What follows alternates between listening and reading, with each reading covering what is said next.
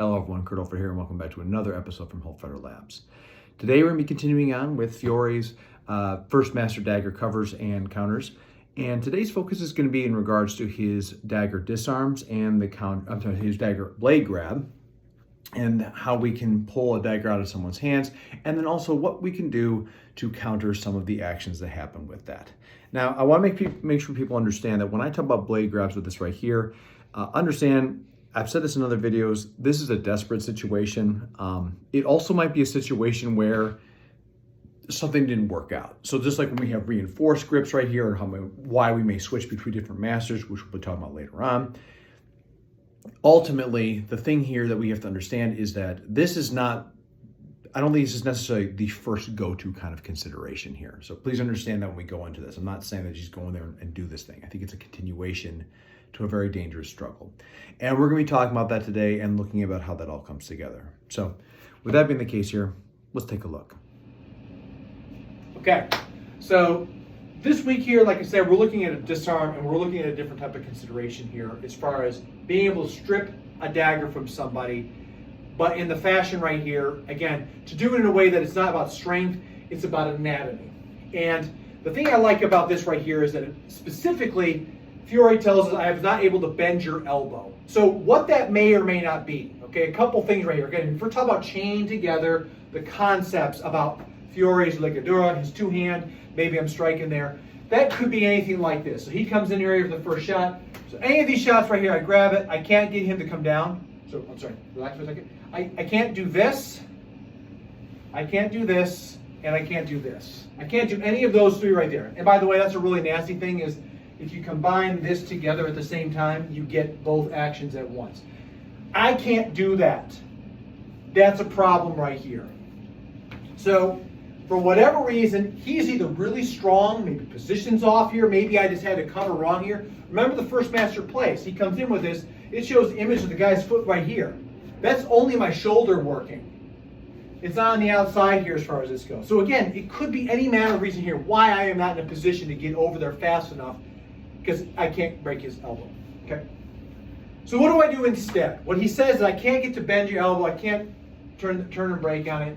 So the thing that we're going to be talking about here is coming over here, and because his arm is like this, yes, maybe I come up this way. He can resist this, and he is right now. I can't move him, okay? Now, mind you, this is a moment in time, but the message is still the same.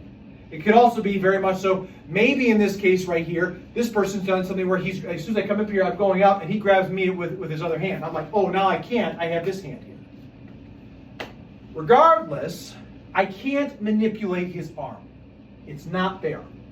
So instead what Fiore tells us to do is, once I've made that first master cover, I'm going to take the dagger in hand. Now remember, think about this. If I can't bend this, that means this is very, very, very rigid, potentially. And because it's rigid, it's not going all over the place. So if he moves this around like we see with it's basically like this right here where I latch on, that's that right there where he's moving around here. This is not a time to do it. If I come in here and he's strong, I mean really strong, like he's like, I can't, like it's all on my shoulder right now.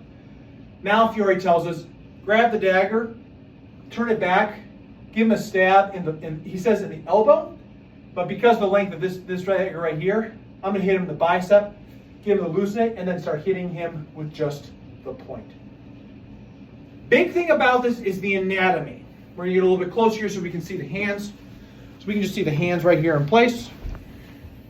So the hand, big part about this. So if I'm trying to, and I want him to resist me on this, if I try to pull it this way, I don't have anything. Yes, there's rotational things, but there's only so much I can go. And by the way, there's an elbow, and now I'm in real trouble.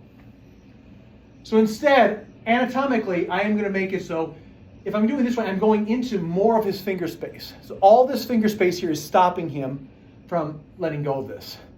So instead, I grab here, and I'm going to turn out. And even if he resists as much as he wants to, it still does it every single time. Again, mind you, this is a freeze frame moment in this place, but just keep that in mind. If you're going against somebody right here that's also extremely large, and I know several people that are really extremely large, coming in right here, this first shot, I grab in.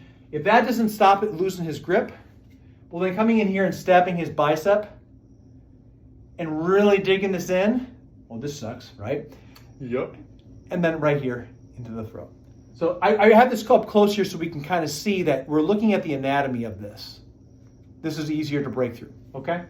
So we're gonna go back up over here. So what to do with this? We'll swap sides. What are we doing here? So Fiore's answer is incredibly malicious, and I like it.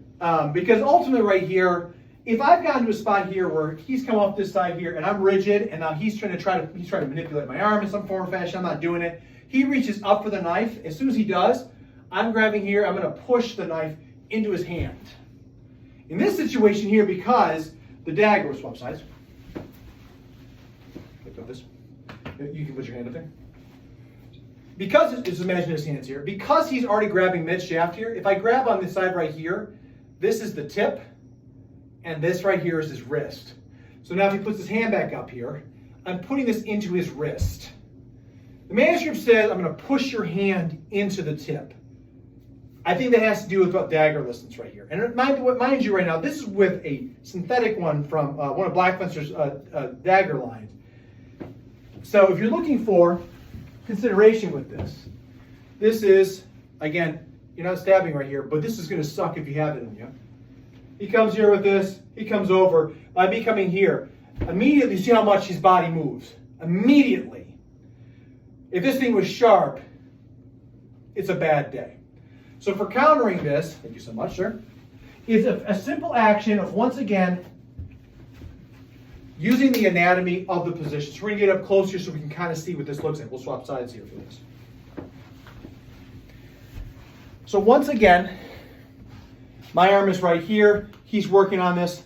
And because he's right here, what I think he's saying is, I'm coming over top this way. And again, I'm going to push this into his wrist, which really allows me to do this. You can already tell this sucks for his right arm. Where's his mind going? To the pain. Because it's going to the pain, what's happening to his other wrist? It's loosening. We're going to swap sides here so you can see on the inside of that. So I'm here. He gets in the inside. He grabs his hand here. I'm going to put it like here. Go ahead and drop this arm here for right now so we can just kind of show. What, again, I'm coming over here, and whether or not the person is coming up for it and I'm pushing into it, which I don't necessarily think is what he's saying.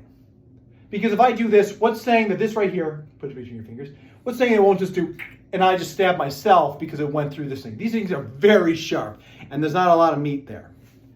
So what I think is happening right here is, again, I'm here, I'm going to push this dagger into you, which allows that wrist pain over the top, as well as skewing into the wrist. And I can really just cause all sorts of manner of horrible things right there, okay?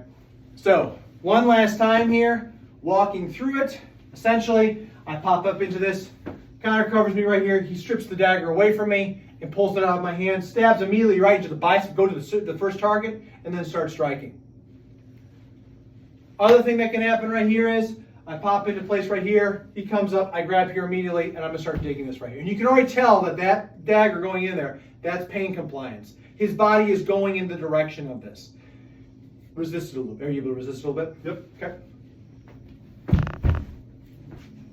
Again, I'm not sitting here trying to say, look at the magic of it. Again, we're looking at, this is a strong young man, and he's not able to resist a synthetic dagger, and he shouldn't, in the form, right? It's very easy to turn somebody. Imagine if this thing is sharp, and we're looking at it with a real rondel dagger, okay? So that's going to conclude right here as far as the disarm that we see about taking it away. That anatomy is going to be very important. It pays dividends throughout the entirety of his system. All these dagger techniques, all these abrazari techniques become core keystone things when you're talking about building out other structures. So that right there is a big part for later on things. It goes all the way down to spear and other pieces out there, into the sword, etc. And in this case right here, all this concept about placing on the body and pressing into the hand also is a consideration. So you can see with this video here that, once again, there's consideration that happens with making covers on somebody. And a big part of that also comes down to the fact that, how we set up the initial shot into this and why we may go for certain things. Something may have gone terribly wrong, or our shot, we've taken the dagger away, our strike to the person may not have been enough, and now we're in this place where we're deadlocked. And now instead of having them go backwards, we're in this space right here where there's no wiggling around with the dagger. And I want to make sure that's perfectly clear here because, again, not that this is safe. It just means that right now, your initial thing that would have helped you potentially get space to gain ground, to get to portions where you can control the arm, they're no longer a factor for you to be able to do it. And instead, you have to do something else here, which is quite drastic, which essentially is dislocate the dagger from the hand. And that's one of the things that's going to be a kind of a context to other pieces here when it comes down to Fiore. Is essentially how I see it, Fiore never has weapons. He has combat enablers that essentially, and he may call them weapons, but the thing is right here, with the dagger's in the hand here, by learning how to dislocate the dagger from the hand, we are also doing similar things that we would do to the wrist, to an elbow, to a shoulder. Which is one of the reasons why I think it goes back to knowing how doing effective locks, knowing how to dislocations and whatnot. I don't always think that he's talking about the body. I think he's talking about in the totality of getting out of things. So that's a big P right here because it goes back to, once again, some of the 8 principles of Abrazzari, in which he tells us in the very beginning. The counter to this mechanism, once again, points down to why I think Fiore has a very good understanding of the anatomy of anatomy. If the dagger is very long, if the person's going straight up for it, and maybe that's how his lessons are. If you don't actually do the covering mechanism right here, and you go straight for the knife, someone can push your hand into it. It also could be where they've grabbed it. Now what do?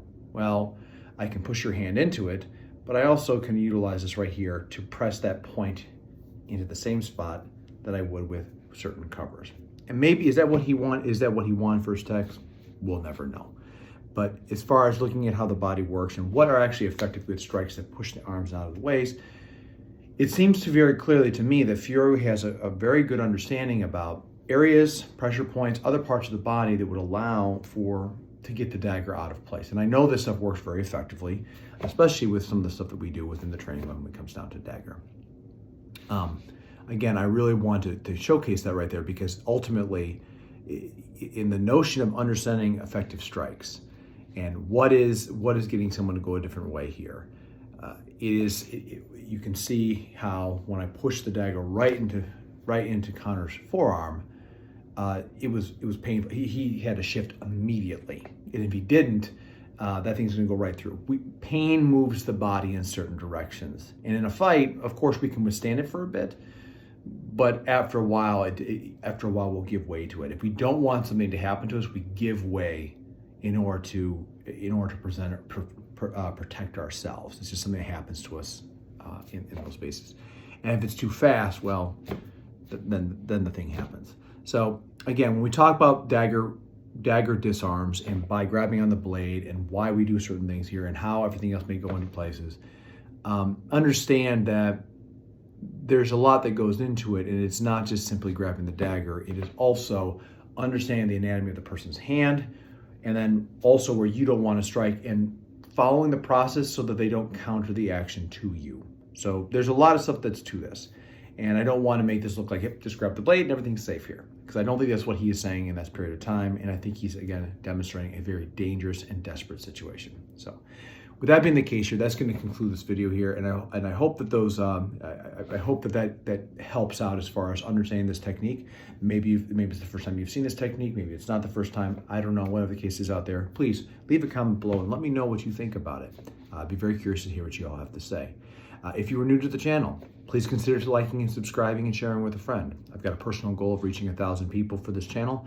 I want to share this work. I want to get it out there, and I'm very curious to see how it happens and what people see within the martial arts community. Because unlike, we're not looking at a modern day self-defense, we're looking at something in a very different context of time. And that's exciting and also very rewarding because it teaches us where we have gone from and maybe how we've not changed too much and how we have changed so much. So please leave a comment below there and let's get this stuff out there. To my viewers and subscribers, thank you so much for always tuning in and for the support that you've given me over the years. I really appreciate that, and I hope, as always, leave a comment below. Love to hear your thoughts and continuing on this practice of arms. So until next time, everybody, as always, please stay safe out there, train well, and fight on. I will see you all soon.